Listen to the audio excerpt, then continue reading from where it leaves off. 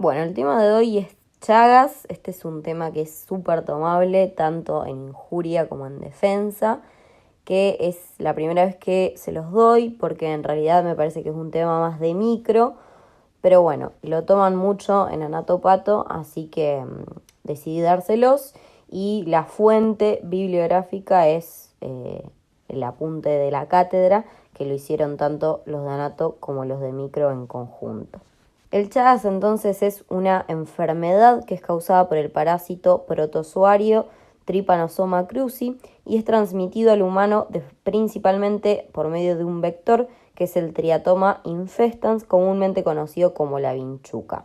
Aunque existen otras formas de transmisión a partir de otro humano infectado por medio de transfusiones o la vía vertical, es decir, a partir de hemoderivados o de forma vertical de madre a hijo, de forma transplacentaria o durante el parto.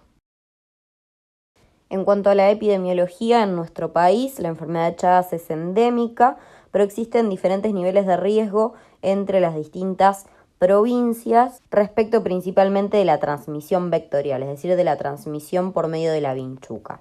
Así, las provincias se dividen en provincias de alto riesgo, de mediano riesgo, de bajo riesgo y de muy bajo riesgo.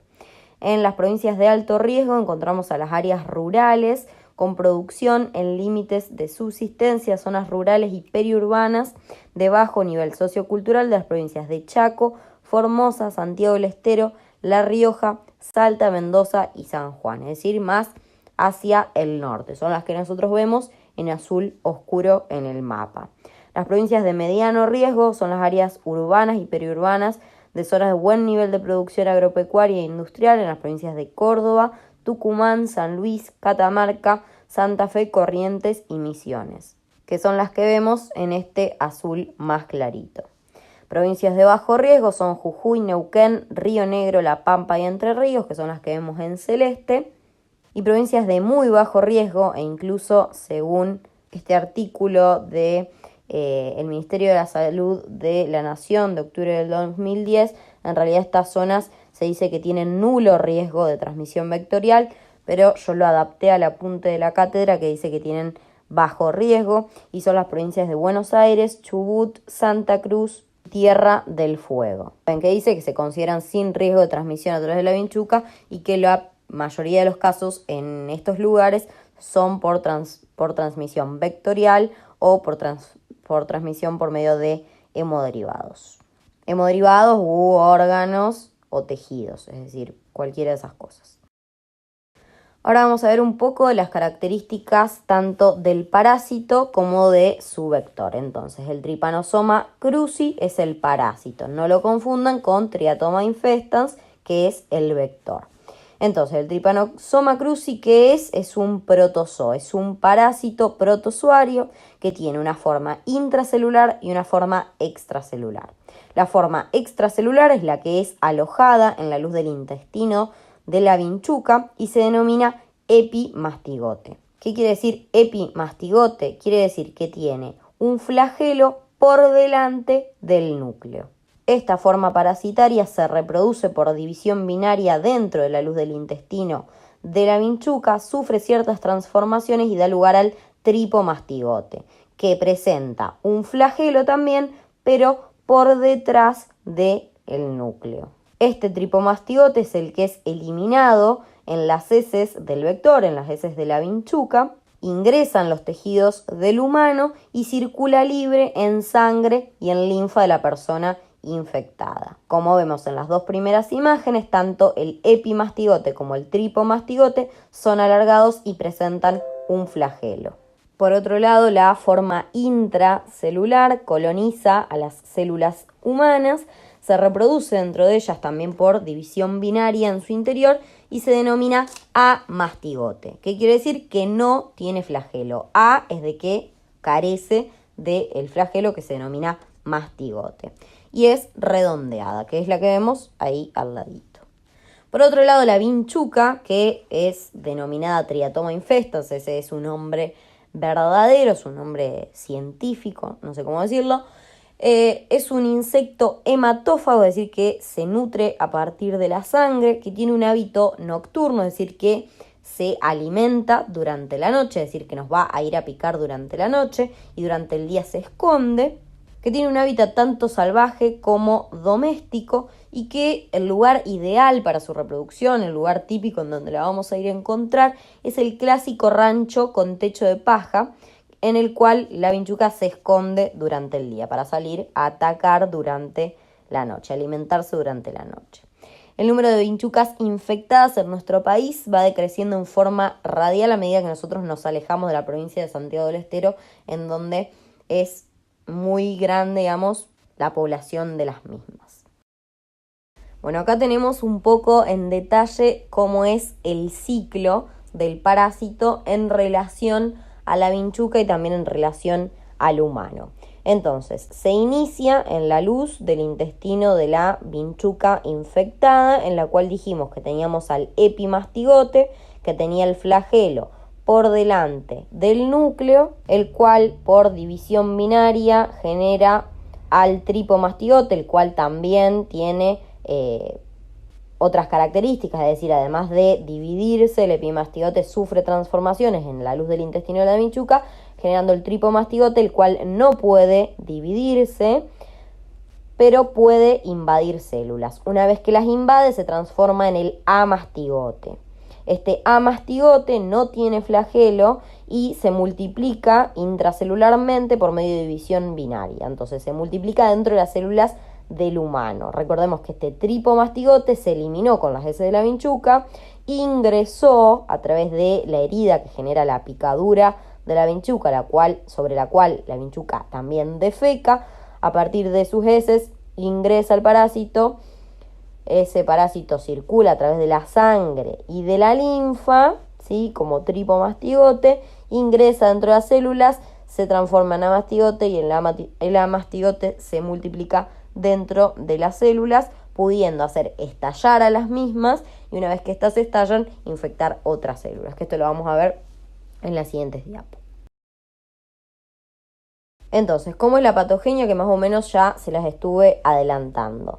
La vinchuca pica, succiona sangre, porque de eso es de lo que se alimenta, y por un reflejo gastrocólico simultáneamente defeca sobre la picadura.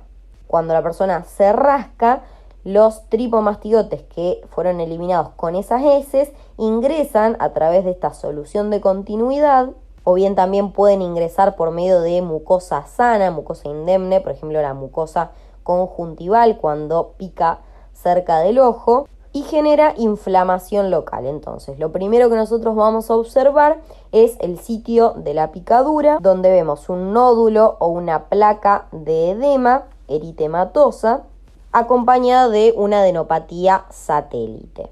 Cuando este complejo se encuentra a nivel palpebral, en donde se produce una conjuntivitis con el edema bipalpebral unilateral junto con la adenopatía preauricular satélite, se denomina complejo primario o signo de Romaña. Cuando aparece en alguna otra región de la piel, se denomina chagoma. Una vez que el parásito ingresó dentro de nuestro organismo en forma de tripomastigote, es englobado rápidamente por células fagocíticas, especialmente los macrófagos. Dentro de los macrófagos, estos tripomastigotes pasan a ser amastigotes. Estos amastigotes se empiezan a multiplicar adentro de los macrófagos. Pero ahora bien, ¿cuáles son las cosas que le permiten al tripomastigote, al Trypanosoma cruzi, ingresar dentro del macrófago y evitar ser digerido o destruido por él mismo? Este parásito presenta una transialidasa, que es una enzima que elimina los residuos de ácido siálico que tiene el glucocálix de las células, especialmente los macrófagos, los transfiere a su superficie, y también tiene otra enzima que es una penetrina que rompe la membrana celular. Entonces, el sacar el ácido siálico del glucocálix junto con la penetrina que rompe la membrana celular, ambas facilitan la introducción del parásito dentro del macrófago. Por otro lado, también tienen una proteína de superficie que inhibe la liberación de la convertasa del complemento, interrumpiendo la cascada. Así el organismo no puede fijar el complemento sobre la superficie del Trypanosoma cruzi, donde después se fijaría un anticuerpo y luego un linfocito destruyendo al parásito, y eso le permite, obviamente, escapar del sistema inmunitario. Y por último también presentan una neuraminidasa que desestabiliza los lisosomas de los macrófagos y les impide liberar correctamente sus enzimas. Recuerden que dentro de los lisosomas existen enzimas líticas que serían capaces de destruir al parásito. Pero al desestabilizar a estos lisosomas se impide esa liberación, y también presentan hemolicinas que forman poros en las membranas de los lisosomas y los hacen estallar, ¿sí?, destruyéndolos. Entonces, por medio de todos estos mecanismos se les hace fácil al macrófago ingresar se les hace fácil al parásito ingresar dentro del macrófago y evadir su destrucción. Una vez evadido el proceso de destrucción intracelular por los macrófagos, los parásitos comienzan a reproducirse por división binaria dentro de los mismos.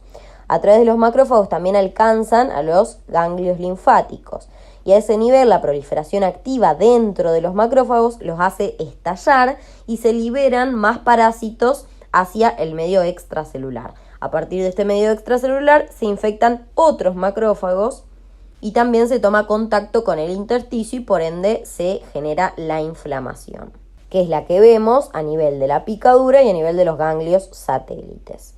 A su vez, los parásitos extracelulares van a viajar a través de la linfa y a través de la sangre, alcanzando distintos tejidos e infectando por ende distintas células. ¿Cuáles son los principales tejidos blancos u órganos blancos para el Trypanosoma cruzi?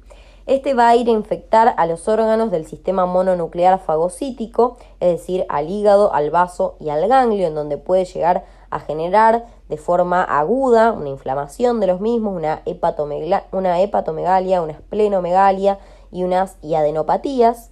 Y también va a ir a infectar el tejido muscular, tanto estriado cardíaco como estriado esquelético como músculo liso, y células nerviosas de distintos órganos de la economía, es decir, que va a afectar al corazón, al músculo esquelético y al músculo liso y las neuronas de esófago y colon principalmente. Todas son células que poseen alto contenido de glucógeno, es algo que tienen en común. ¿Cómo es la correlación clínico-patológica? Bueno, en primer lugar, desde la picadura vamos a tener un periodo de incubación. Este periodo de incubación clínicamente es un periodo asintomático que tiene una duración menor a 2 semanas, en el cual los parásitos van a invadir las células, se van a multiplicar y van a aumentar sus niveles en sangre. Es decir, vamos a tener una parasitemia. Después de este periodo de incubación se comienza la fase aguda. Este es un periodo en el cual la presencia del parásito dentro de las células de diversos tejidos genera alguna repercusión patológica, que puede o no tener una clínica manifiesta. En general es bastante frecuente que los pacientes tengan una fase aguda también asintomática. ¿Qué órganos son los principales afectados por la fase aguda? Uno de los más afectados es el corazón. En la afectación cardíaca vamos a encontrar una miocarditis cuya severidad depende del número de fibras miocárdicas parasitadas. Si hay muchos amastigotes en el citoplasma de las fibras miocárdicas, se forman pseudoquistes que al romperse provocan la necrosis del miocardio, o sea, de la célula miocárdica, con la consecuente liberación de estos parásitos hacia el intersticio, en donde generan inflamación.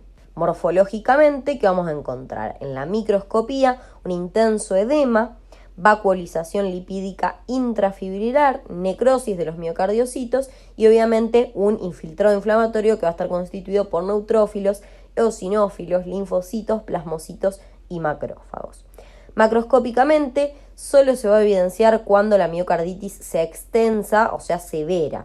¿Y cómo se va a manifestar? Se va a manifestar con una dilatación de todas las cavidades cardíacas con las paredes adelgazadas, lo que clínicamente se traduce con una insuficiencia cardíaca. En este caso, probablemente una insuficiencia cardíaca aguda.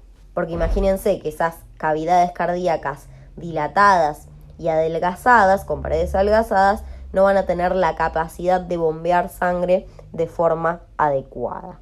De todas formas, tengan en cuenta que esta manifestación, las manifestaciones agudas, son poco frecuentes. En general, nosotros cuando vemos una enfermedad de Chagas hablamos de un Chagas crónico, de una fase crónica. Otro tejido que puede ser afectado por la fase aguda es el sistema nervioso central y es bastante más frecuente en los niños, en donde se produce una meningoencefalitis. Morfológicamente, a la microscopía vamos a encontrar un infiltrado inflamatorio linfoplasmocitario en las leptomeninges que va a estar acompañado de congestión y hemorragia perivascular. Los parásitos pueden infectar tanto a los macrófagos del sistema nervioso central, que son las microglias, como a las neuronas. Las neuronas infectadas pueden morir o ser fagocitadas y en respuesta a esta pérdida neuronal empieza a existir una proliferación glial que se denomina gliosis. Esta meningoencefalitis se va a manifestar como cualquier meningoencefalitis, con cefalea, fotofobia, rigidez de nuca, vómitos en chorro. Cuando se afecta ya el encéfalo también tenemos signos de foco, alteración del nivel y del estado de conciencia, convulsiones, etc. Y obviamente también puede haber fiebre. Bueno, pero como les decía, entonces en general en la fase aguda no existe una repercusión clínica considerable y pasa inadvertida. Luego tenemos a la fase latente, que es un periodo asintomático que transcurre entre la fase aguda y la fase crónica, si es que ésta se desarrolla, y es un periodo durante el cual se instala un equilibrio entre el huésped y el parásito que ocasionalmente se pierde y da lugar obviamente a la fase crónica, es decir, a la progresión. En la fase crónica tenemos un periodo de daño progresivo de órganos y tejidos parasitados. El principalmente afectado en nuestro medio es el corazón y la afección cardíaca típica del Chagas en su fase crónica es una miocardiopatía dilatada que puede dar lugar a una insuficiencia cardíaca y también puede dar lugar a arritmias, siendo la arritmia más frecuente el bloqueo de rama derecha, que puede o no acompañarse de un hemibloqueo anterior izquierdo. Pregunta de examen siempre: ¿cuál es la arritmia más frecuente en la fase crónica del Chagas? Pero tengan en cuenta que casi cualquier arritmia puede ser producida por esta enfermedad. El mecanismo por el cual se produce la afección cardíaca no se conoce con certeza, pero existen ciertas teorías. Dentro de las más aceptadas tenemos a la teoría inmunológica. En esta se postula que la presencia del parásito de sus antígenos genera una respuesta inmune con producción de anticuerpos. Estos anticuerpos reaccionan contra autoantígenos, es decir, antígenos del propio músculo cardíaco, del propio corazón. Esto puede ser porque antígenos del parásito se adhieran a las células cardíacas y por ende se generen anticuerpos de esta combinación entre antígenos cardíacos con antígenos provenientes del Trypanosoma cruzi, o bien por una reacción que se denomina reacción cruzada, que habla de una similitud molecular entre los antígenos del corazón en este caso y los antígenos del parásito. Entonces, ese anticuerpo puede reaccionar con ambas cosas de igual forma. Esta reacción antígeno-anticuerpo obviamente genera inflamación y esa inflamación es la que lesiona el tejido cardíaco, genera necrosis que luego es reemplazada por fibrosis y termina generando esta miocardiopatía. La otra teoría es la teoría isquémica, en la cual existiría un daño endotelial causado por el parásito. Este daño endotelial generaría disfunción o activación del endotelio con trombosis de la microvasculatura que generaría isquemia y obviamente necrosis del músculo cardíaco, también reemplazado con fibrosis. Este reemplazo por tejido fibroso genera, por un lado, una disfunción cardíaca, ¿sí? Una incapacidad de contraerse y también una incapacidad de mantener el tono del músculo cardíaco y la generación de esa dilatación. A su vez, al fibrosarse el corazón, tengan en cuenta que el tejido, el músculo cardíaco era capaz de conducir los impulsos eléctricos. No es así con el tejido fibroso y por eso es que pueden generarse estas arritmias y por eso es que lo más frecuente es que sean bloqueos, porque el impulso cardíaco viaja por el músculo cardíaco, cuando se encuentra con la zona de fibrosis, se bloquea y empieza a recorrer un camino alternativo. Morfológicamente vamos a encontrar a la microscopía focos de infiltrado inflamatorio constituidos por células linfoides y macrófagos, miocitólisis multifocal, es decir, destrucción de células musculares cardíacas y reemplazo por fibrosis. Macroscópicamente tenemos dilatación de las cavidades cardíacas, particularmente a nivel de la punta del corazón, lo que se denomina aneurisma de punta o aneurisma biventricular. Este aneurisma de punta puede generar la formación de trombos a ese nivel por el éxtasis sanguíneo que ocurre, y esos trombos a su vez pueden embolizarse causando, por ejemplo, un accidente cerebrovascular isquémico. Otra posible complicación del aneurisma es la ruptura, que genera salida de sangre hacia el pericardio con el consecuente taponamiento cardíaco y parada cardíaca.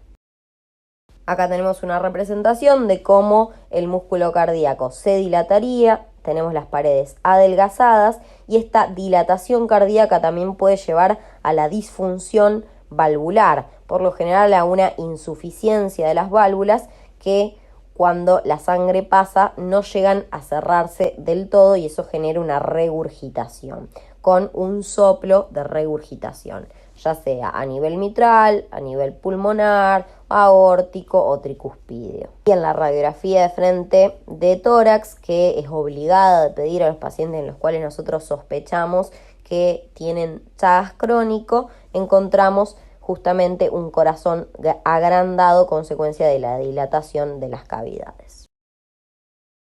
Entonces, como les decía, el órgano más afectado en la fase crónica en nuestro medio es el corazón. Pero en otros medios, como por ejemplo en Brasil, es más frecuente la afectación gastrointestinal. Esta afectación gastrointestinal está representada por el megaesófago y el dólico megacolon, es decir, una dilatación del esófago y una dilatación y alargamiento del colon. La presencia del parásito a nivel de los plexos nerviosos de las mucosas gastrointestinales provoca inflamación de estos nervios y destrucción de los mismos.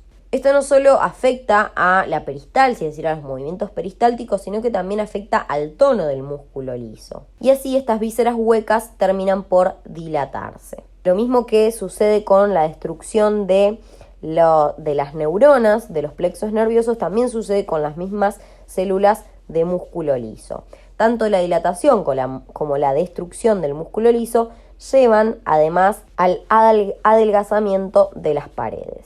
Morfológicamente vamos a encontrar en la microscopía infiltración inflamatoria de las capas musculares de los plexos nerviosos mientéricos, junto con una disminución del número de neuronas a nivel de los plexos, presencia de erosiones que pueden estar causadas a nivel del esófago por los alimentos, que no pueden ser propulsados por justamente esta falta de peristalsis, y entonces empiezan a lesionar la pared por el constante contacto, y a nivel del colon lo mismo sucede con el éxtasis fecal. Estas erosiones a su vez pueden predisponer a infecciones, formación de abscesos. Macroscópicamente vamos a encontrar la marcada dilatación luminal con borramiento de los pliegues de la mucosa y adelgazamiento de las paredes. A nivel del colon no solo hay dilatación, sino que, como les decía, también hay alargamiento, lo que se denomina dólico megacolon, y que predispone a su vez a la formación de vólvulos, que es decir, que son torsiones. El colon se dobla sobre sí mismo y esto genera una obstrucción, ¿sí? Un abdomen agudo obstructivo, e incluso también puede generar peritonitis e isquemia. ¿Por qué? Porque esa obstrucción puede llegar a aumentar tanto la presión que puede generar una perforación con la consecuente peritonitis, y además justamente el vólvulo, la torsión, puede comprometer a la vasculatura a nivel del mesocolon y generar una isquemia intestinal que también predisponga a la perforación con la consecuente peritonitis fecal. En cuanto a la profilaxis, nosotros podemos controlar el vector por medio de controlar la calidad de las viviendas, que es algo bastante utópico, ¿sí? Porque en las regiones más pobres estas cosas no pueden manejarse bien, pero bueno, es un tema político. dentro de lo que es el control de transfusiones y trasplantes, que acá sí esto puede hacerse y de hecho se hace, se testea la sangre, los órganos y los tejidos de los donantes. Otra forma de controlar es la control de la transmisión vertical, realizando las serologías a las madres y por medio de los cuidados y precauciones en el laboratorio. Es decir, que hay que actuar sobre cada uno de los medios de transmisión de la enfermedad, pero principalmente a nivel vectorial, que es la principal causa de transmisión. En cuanto al diagnóstico, nosotros vamos a tener una sospecha del caso, que ahí, como dicen, puede ser una sospecha de caso agudo, crónico o Chagas congénito, y para confirmarlo vamos a requerir de pruebas de laboratorio. Si nosotros sospechamos Chagas agudo o Chagas congénito en un bebé de menos de 10 meses, se van a utilizar métodos directos, es decir, vamos a ir en busca del parásito. En cambio, si nosotros queremos confirmar una sospecha de Chagas crónico o Chagas congénito en un bebé de más de 10 meses, los métodos que vamos a utilizar son indirectos. Vamos a buscar a los anticuerpos contra el parásito, son serológicos. Y para decir que el paciente está infectado con Chagas, se dice que se tienen que dar 2 pruebas serológicas positivas con al menos 2 técnicas diferentes. Esto sí lo van a ver un poco mejor con Pablo, cuáles son todas las formas de diagnóstico o las técnicas. Y por último acá les dejo un algoritmo del Ministerio de Salud sobre cómo estudiar a un paciente en el cual sospechamos Chagas crónico.